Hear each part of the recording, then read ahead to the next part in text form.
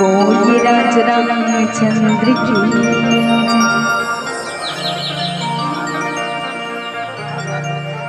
मोह माया संगी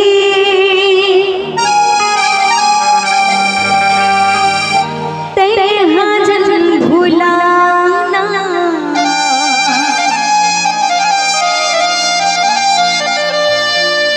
मतलब की रिश्ता नाता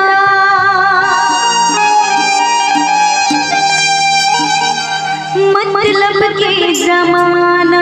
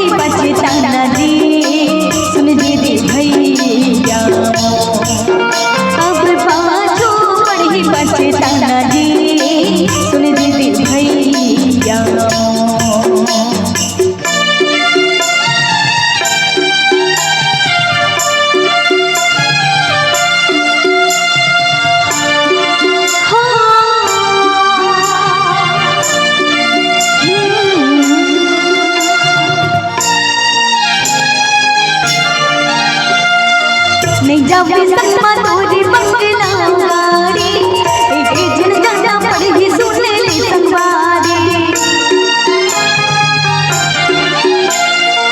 नहीं जावे संगमा तोरी बंगला गाड़ी, एक जन जाना पड़ेगी सुनने ले संगवारी।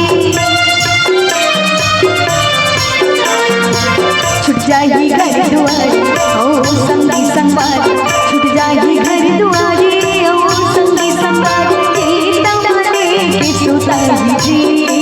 सुन दीदी भैया मरे घटिया वाले के जला दीजिए। सुन दीदी भैया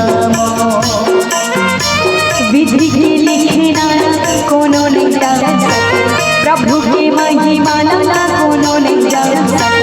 मन माते राम बसाले आना मुझ संग मागाले, मन माते राम बसाले आना मुझ संग मागाले। सुन दीदी भैया संवर जागी जीने गाई जी। सुन दीदी भैया